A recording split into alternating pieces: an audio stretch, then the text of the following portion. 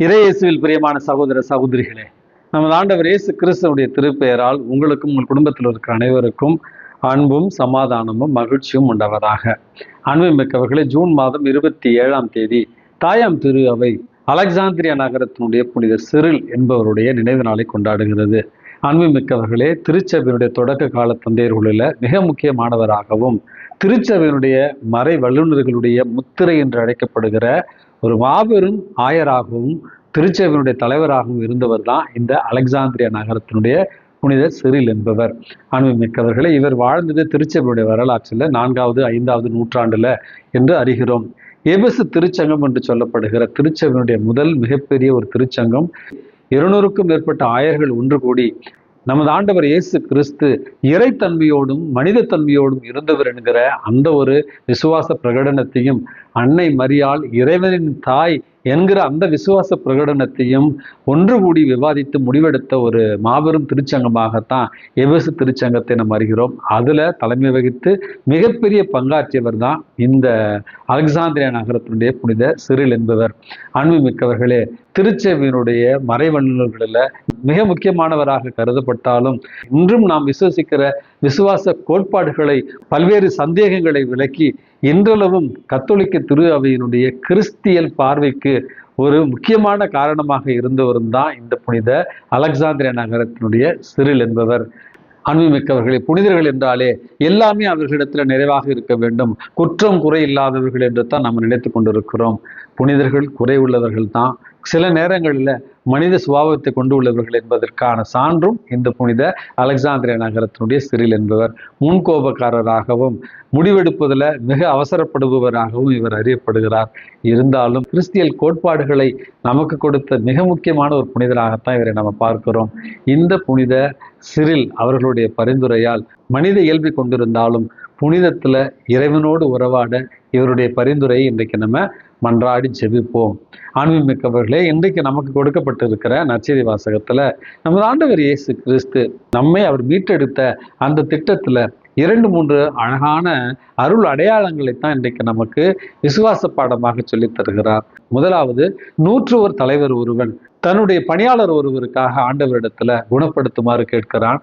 நமது ஆண்டவர் இயேசு கிறிஸ்துவம் நான் வந்து குணப்படுத்துவேன் என்று சொல்லுகிறார். அப்பொழுது அந்த 101 தலைவன், நீர் ஒரு வார்த்தை சொன்னால் மட்டும் போதும், என்னுடைய ஊழியன் நலமடைவான்.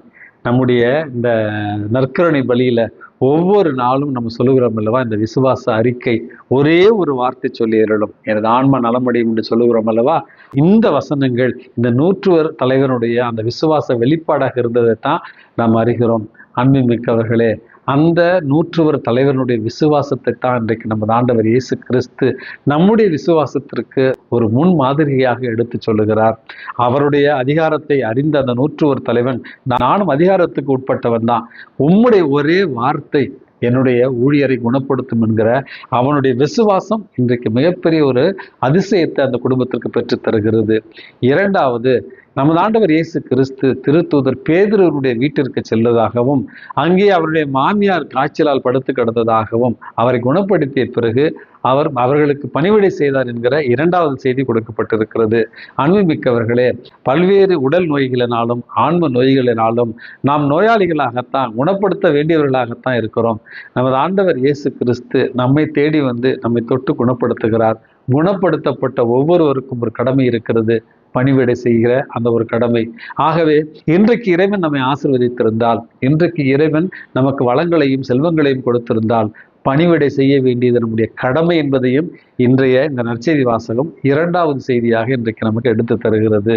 மூன்றாவது, நமது ஆண்டவர் இயேசு கிறிஸ்துவிடத்துல பல்வேறு நோய் நொடிகளோடு வந்தவர்கள், பேய் பிடித்தவர்களை எல்லாம் ஆண்டவராகிய இயேசு குணப்படுத்தி அனுப்புகிறார்.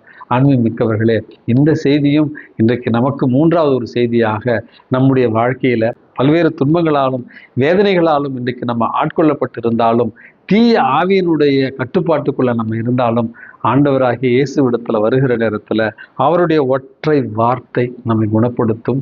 நம்முடைய குடும்பங்களில் இருந்தும் நம்முடைய உள்ளத்திலிருந்தும் தீய ஆவியினுடைய போக்குகள், தீய ஆவியினுடைய செயல்பாடுகளை அது விரட்டி அடிக்கும் என்கிற நம்பிக்கையோடு ஆண்டவராகிய இயேசுவிடத்துல நம்பிக்கையோடும் கீழ்ப்படிதலோடும் நம்ம வருகிற நேரத்துல ஆண்டவர் நம்மையும் குணப்படுத்துவார் என்கிற அன்பு செய்தியைத்தான் இன்றைய வாசகம் நமக்கு சொல்லி தருகிறது.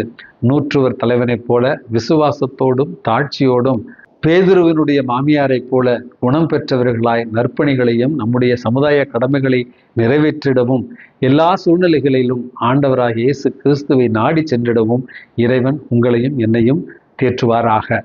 எல்லாம் வல்ல இறைவன் தந்தை, மகன், தூய ஆவி உங்களையும் உங்கள் குடும்பத்தில் இருக்கிற அனைவரையும் நிறைவாக ஆசீர்வதித்து பாதுகாத்து வழி நடத்துவாராக. ஆமென்.